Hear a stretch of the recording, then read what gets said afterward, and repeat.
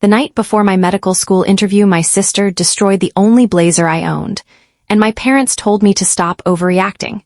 My name is Emily Carter, and for as long as I can remember, my older sister Olivia hated losing attention, especially if that attention came from our parents. Olivia was 3 years older, beautiful, confident, popular. Growing up, she had been the star of our family. Cheer captain, homecoming queen, student body president. Then I discovered science. I loved biology. Chemistry fascinated me. By high school, I knew exactly what I wanted. I wanted to become a doctor. My parents supported me, at least financially. Emotionally, not so much. Because every achievement of mine somehow became a problem for Olivia. When I won the regional science fair, Olivia suddenly announced she was depressed. When I received a full academic scholarship, Olivia accused our parents of loving me more. Things became worse after she dropped out of college during her second year. Meanwhile, I graduated at the top of my class. Then came the biggest opportunity of my life. An interview at Harrington School of Medicine. It was one of the most competitive medical schools in the country. Only 80 students were accepted each year. I spent months preparing. Practicing interview questions, reviewing medical ethics, saving money. The interview required professional clothing. Unfortunately, I only owned one blazer, a navy blue blazer I'd bought secondhand for $40. It wasn't perfect, but it looked professional.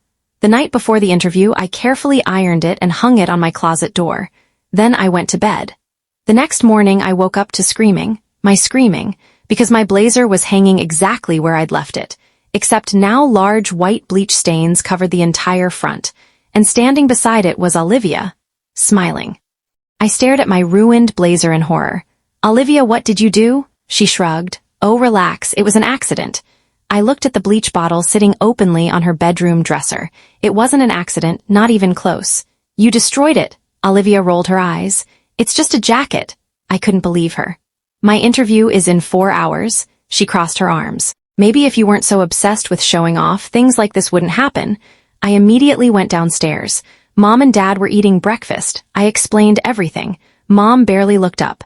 "Emily, stop making a scene." I froze. "Dad," he sighed, "your sister said it was accidental." I felt sick. The bleach bottle was literally beside her bed. Dad shrugged. "There's nothing we can do now." That was it. No punishment, no apology, nothing. Then Olivia walked into the kitchen. "You can borrow one of my jackets." For a moment, I almost accepted. Then she smiled. The exact smile she wore whenever she wanted to humiliate me. I knew better. I went upstairs, locked my bedroom door, and cried for exactly 10 minutes. Then I stood up. I carefully cleaned the blazer as much as possible. The stains remained obvious, but it was all I had. At 8:15 a.m., wearing a visibly bleached jacket, I walked into Harrington School of Medicine. Completely humiliated, I had no idea that ruined blazer was about to change my entire life. Harrington School of Medicine was intimidating. Marble floors, historic buildings, portraits of famous physicians lining every hallway. I wanted to disappear. Every other applicant looked flawless. Perfect suits, expensive briefcases, confident smiles. Meanwhile, I was desperately trying to hide bleach stains with my portfolio folder. Eventually, a receptionist escorted me to the interview office. Inside sat 3 interviewers, Dr. Susan Reynolds, Dr. Michael Chen, and the dean himself, Dr. Robert Whittaker. I introduced myself and took my seat. The interview began normally. "Why medicine? Why Harrington? Describe a difficult challenge." I answered confidently. Then, halfway through, Dr. Whittaker glanced down. His eyes stopped. On my blazer, he frowned. "Miss Carter, may I ask what happened to your jacket?" My face immediately turned red. I considered lying. Instead, I told the truth. "My sister poured bleach on it last night." The room became silent. Dr. Reynolds looked horrified. Dr. Whittaker studied me carefully. "You still came?" I nodded. "I've worked toward this interview for 10 years. Missing it wasn't an option." The dean slowly looked at my application, then at my last name. Suddenly, his expression changed, completely. "Wait," he leaned forward. "You're Emily Carter?" I blinked. "Yes." The dean looked stunned. "You're her?" My confusion must have been obvious, because Dr. Whittaker immediately stood up, and what he said next left me speechless. Dr. Whittaker continued staring at me, then he smiled, a genuine smile. "You're Dr. Margaret Carter's granddaughter, aren't you?" I froze. "My grandmother." Grandma Margaret had passed away when I was 14. She had been a rural physician for more than 40 years. She was the reason I wanted to become a doctor. I nodded slowly. Yes, she was my grandmother. Dr. Whittaker sat back in his chair. I can't believe it. Dr. Reynolds looked surprised. You knew Dr. Carter? The dean laughed softly. Knew her, she saved my life. The entire room went silent. Apparently, 32 years earlier, Dr. Whittaker had been a young medical resident working in a small-town hospital. He'd collapsed from a severe allergic reaction during a storm. The roads had flooded. No specialists could reach the hospital. Grandma Margaret had driven through the storm herself. According to him, she stayed at his bedside for 14 hours straight. She refused to leave until I stabilized, he said quietly. I felt tears forming. Then Dr. Whittaker smiled again. Your grandmother also mentored dozens of young doctors, including me. I had never known any of this. Growing up, Grandma rarely talked about herself. The dean looked at my application, then back at me. She used to say one thing constantly. He paused. Medicine is not about perfection. It's about showing up when people need you. I immediately started crying. Those exact words were written inside Grandma's old medical bag. Then Dr. Whittaker gestured toward my stained blazer. You showed up. The interview continued. But somehow I already knew something important had happened. I just didn't know how important. 2 weeks later, I received the acceptance email. I had been admitted to Harrington School of Medicine. I screamed so loudly that our neighbor knocked on the door to make sure I was okay. Mom hugged me. Dad congratulated me. Even Olivia said, "Nice job." But something felt strange. No one seemed genuinely excited, especially Olivia. That evening, I called Dr. Whittaker to thank him. He warmly congratulated me, then he surprised me. Emily, there's something else. I listened carefully. Several Harrington alumni fund private scholarships. After your interview, I shared your story. My heart started racing. One donor specifically requested to support Dr. Carter's granddaughter. I nearly dropped the phone. The scholarship covered full tuition. All 4 years. Plus living expenses. I burst into tears. Medical school debt had terrified me. Now I could attend debt-free. When I shared the news at dinner, Olivia exploded. So now you get everything? The room instantly became tense. I stared at her. What are you talking about? She laughed bitterly. Grandma loved you more. Mom and Dad always favored you. Now strangers are handing you free money. Mom immediately defended her. Olivia's just struggling. I couldn't believe it. For years, everyone had excused Olivia's behavior. I was tired. Very tired. That night, I quietly made a decision. I would move out before medical school started. No arguments. No drama. I simply needed peace. I had no idea that leaving home would uncover a family secret nobody expected. 3 weeks later, while packing boxes in the attic, I found Grandma Margaret's old cedar chest. Inside were photographs, letters, medical journals, and a sealed envelope. Written on the front were 4 words, "For Emily someday." My hands shook. I opened it. Inside was a handwritten letter. My dear Emily, if you're reading this, it means I've already left this world. Tears immediately filled my eyes. The letter described Grandma's early years as a physician, her struggles, her mistakes, her triumphs. Then came something unexpected. There is something about our family you deserve to know. I frowned. The letter continued. When your mother became pregnant with Olivia, she nearly died during childbirth. I already knew that story. What I didn't know was the next part. Doctors warned that another pregnancy could be dangerous. Years later, when your mother unexpectedly became pregnant again, she initially planned to terminate the pregnancy. I stopped breathing. Grandma continued. After many difficult conversations, your mother decided to continue the pregnancy. That child was you. I sat frozen. Then came the final sentence. Your mother loved you deeply, but she always carried guilt and fear surrounding your birth. I worried those feelings might affect both girls someday. I couldn't move. Suddenly, so many childhood memories made sense. The distance, the favoritism, the tension. Then I heard footsteps behind me. Mom was standing in the attic doorway, and judging by her expression, she had heard everything. Mom stood frozen in the attic doorway. Her face had gone completely pale. For several seconds, neither of us spoke. Then she quietly said, "Your grandmother should never have written that letter." I slowly stood up. "You knew?" Mom nodded. Tears immediately filled her eyes. "Yes." I couldn't process it. All these years she had known.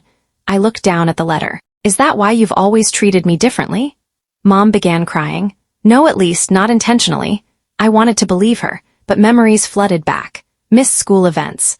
Birthday parties where Olivia received most of the attention. Years of being told to keep the peace whenever Olivia mistreated me. Mom sat down heavily on an old chair. When I was pregnant with you, I was terrified. She explained that doctors had warned her she might not survive the pregnancy. For months, she had lived with overwhelming fear. Even after I was born healthy, that fear never completely disappeared. Instead, it became anxiety, distance, overprotection mixed with guilt. I was always afraid of losing you, she whispered. I frowned. Then why did it feel like you barely saw me? Mom looked devastated. Because every time I looked at you, I remembered how close I came to dying and how guilty I felt for not wanting the pregnancy. The room fell silent. For the first time, I realized something important. My mother's emotional distance had never been about not loving me. It had been about shame. Years and years of unresolved shame. But that still didn't explain Olivia. And when I finally asked about her, mom broke down completely. Mom wiped her tears. Olivia overheard an argument between your father and me when she was 12. I stared at her. What argument? Mom looked miserable. We thought she was asleep. Apparently, my parents had been discussing the complications surrounding my pregnancy. Mom had tearfully admitted that she had once considered ending the pregnancy. Unfortunately, Olivia heard only part of the conversation, specifically one sentence. I nearly lost everything because of Emily. From that moment on, Olivia believed something terrible. She believed I had almost killed our mother. And worse, she believed my parents secretly blamed me. My stomach dropped. Why didn't anyone explain the truth? Mom covered her face. We didn't know she'd hurt us. Years later, when Olivia's resentment became obvious, my parents assumed it was sibling rivalry. By the time they realized how deep the resentment ran, too much damage had already been done. Suddenly, everything made horrifying sense. The jealousy, the hostility, the sabotage, even the bleach. Olivia had spent years punishing me for something that happened before I was born. That evening, Mom finally told Dad everything. For the first time in my life, my parents confronted Olivia directly. The conversation lasted 4 hours and ended with Olivia storming out of the house. None of us saw her again for nearly 6 months, until one unexpected phone call changed everything. Medical school started. Life became overwhelming. Anatomy labs, exams, clinical simulations. For the first time in years, I barely thought about family drama. Then, during my second semester, I received a call from Dad. His voice sounded shaken. Olivia's in the hospital. My heart immediately sank. Apparently, Olivia had collapsed at work. Severe exhaustion, panic attacks, malnutrition. She had been struggling for months. Completely alone, I drove to the hospital immediately. Part of me didn't want to go, but another part remembered Grandma Margaret. Doctors show up, even when it's hard. When I entered Olivia's room, I barely recognized her. She looked exhausted, fragile, small. The confident older sister I had spent years fearing was gone. She looked up, then immediately started crying. I ruined everything. For a long time, neither of us spoke. Finally, Olivia whispered, I hated you for something that wasn't your fault. Tears filled my eyes. I know. She shook her head. No, you don't. Then she told me something shocking. The night she poured bleach on my blazer, she had also hidden my interview documents. She intended to stop me from attending entirely. But at the last minute, she couldn't do it. Instead, she'd quietly return them before I woke up. I wanted you to fail, she admitted. Then I realized I didn't. I sat beside her, because for the first time I saw my sister clearly, not as a villain, but as someone who had been hurting for years, and helping her recover would become the hardest thing either of us had ever done. After Olivia was discharged from the hospital, things didn't magically improve. Healing never works that way. She moved back home temporarily. At first, the atmosphere was tense, very tense. Dad suggested family therapy. Surprisingly, Olivia agreed. So did Mom. The first session was brutal. Years of resentment came pouring out. Olivia admitted she had spent most of her life believing Mom almost died because of me. Mom admitted she had unintentionally allowed Olivia to become emotionally dependent on her. Dad admitted he often stayed silent to avoid conflict. Then the therapist asked a question. Who protected Emily? The room fell silent. No one answered, because no one had. I wasn't angry anymore, but hearing it out loud still hurt. Mom started crying. Dad looked away. Olivia stared at the floor. That session changed everything. For the first time, the entire family stopped focusing on Olivia's pain and finally acknowledged mine. Over the following months, things slowly improved. Very slowly. Then one Saturday afternoon, Olivia knocked on my apartment door. She was holding something. My old navy blazer, the one she'd ruined. I stared at it. "What is this?" Olivia smiled nervously. I had it restored. The stains were gone completely. I couldn't believe it. Then she handed me another envelope. Inside was a receipt. The restoration had cost nearly $900. I looked up in shock. Olivia laughed softly. Apparently, bleach removal on wool is expensive. Then she became serious. "I know fixing a jacket doesn't fix everything." She paused, but I wanted to start somewhere. For the first time in years, I hugged my sister. Neither of us expected what would happen next. 3 years passed. Medical school consumed my life. Clinical rotations, night shifts, exams, coffee, so much coffee. Throughout it all, something unexpected happened. My relationship with Olivia slowly improved. She returned to college, started therapy regularly, and eventually completed a degree in healthcare administration. We weren't best friends, not yet, but we were sisters again. Then came my final year of medical school. Students were required to select residency programs. I dreamed of matching into pediatrics, specifically at Harrington Children's Hospital. Competition was fierce. Only 6 residents were accepted each year. I submitted my application, then waited and waited. Finally, interview invitations were released. I didn't get one. I was devastated. Dr. Whitaker noticed immediately. When I explained, he frowned. "That doesn't make sense."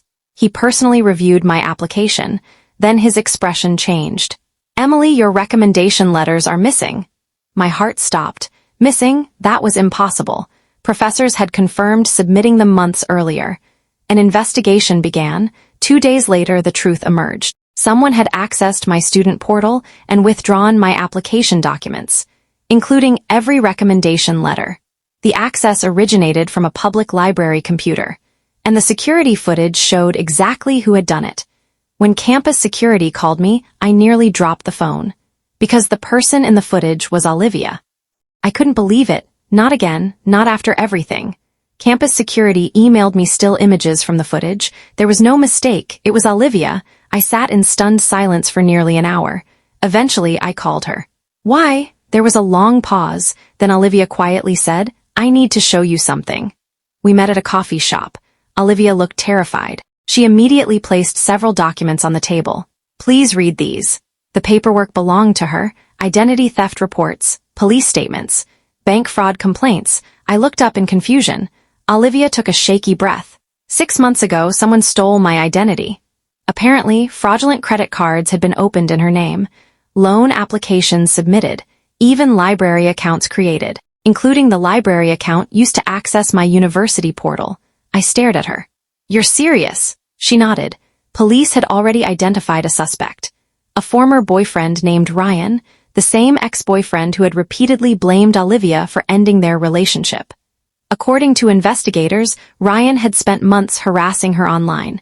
He had also learned about our family history, and apparently he wanted revenge, not only against Olivia, against our entire family. Police arrested Ryan 2 days later. The charges were extensive: identity theft, cybercrime, fraud, academic interference. For a while I thought the nightmare was over. I was wrong, because during the investigation police discovered something even more disturbing, something involving my family, something that changed how I saw my parents forever. A week after Ryan's arrest, Detective Morales asked to speak with me privately. I assumed it was about my residency application. It wasn't. He placed several printed emails on the table. These were recovered from Ryan's laptop. I immediately recognized my mother's email address. My stomach dropped. "What is this?" The detective explained that, years earlier, Ryan had briefly worked for Dad's accounting firm as an intern. During that time, he had become friendly with Olivia. But he had also overheard numerous family conversations. One email from Mom to Dad caught my attention. "I'm worried we've spent so many years protecting Olivia that we've neglected Emily." The email was 12 years old. There were dozens more. Dad had repeatedly suggested family counseling. Mom had repeatedly postponed it, not because she didn't care, but because she was terrified that Olivia would discover the truth about my birth. Then I found another email. Written by Dad. If we don't address this soon, we may lose both daughters. I sat silently. The detective gently explained that Ryan had become obsessed with our family dynamics after dating Olivia. He had exploited old wounds because he knew exactly where we were vulnerable. As painful as it was seeing those emails change something. For years, I believed my parents simply didn't notice my pain. The truth was more complicated. They had noticed. They had just handled it badly. Very badly. And now we finally had an opportunity to fix what remained. A month later, Ryan accepted a plea agreement. Because of the investigation, Harrington reinstated my residency application. Dr. Whittaker personally ensured it was reviewed. 3 weeks later, I received an email. Congratulations. You have matched with Harrington Children's Hospital Pediatrics Residency Program. I burst into tears. Mom burst into tears. Even Dad cried. Then something unexpected happened. Olivia quietly left the room. I found her outside on the porch. She was crying. I almost ruined this twice, she whispered. I sat beside her. No, Ryan did. She shook her head. The first time was me. For a moment, neither of us spoke. Then I said something I'd never said before. I forgive you. Olivia completely broke down. Years of guilt, years of anger, years of misunderstanding, all of it finally surfaced. That night, our family had dinner together. For the first time in decades, nobody was competing. Nobody was keeping score. We were simply together. And honestly, that felt stranger than any argument ever had. 4 years after the bleach incident, I officially became Dr. Emily Carter. Graduation day arrived. I searched the crowd nervously. Mom and Dad sat in the front row. Beside them was Olivia, holding flowers. After the ceremony, Dr. Whittaker approached us. He smiled warmly. Your grandmother would be incredibly proud. Then he turned toward Olivia. And she'd be proud of you too. Olivia looked stunned. Me? Dr. Whittaker nodded. Families make mistakes. What matters is whether we learn from them. Later that evening, we visited Grandma Margaret's grave together. For the first time, all 4 of us. Mom placed flowers beside the headstone. Dad stood quietly. Then Olivia knelt down. Softly, she said, I'm sorry it took me so long. As we walked back to the car, she handed me a carefully wrapped package. Inside was Grandma Margaret's old stethoscope. Restored, polished, beautiful. Attached was a small note. Grandma inspired you to become a doctor. Thank you for inspiring me to become a better person. I still keep that note in my office today, because the night my sister poured bleach on my only blazer, I thought she had destroyed my future. Instead, it became the beginning of healing our entire family.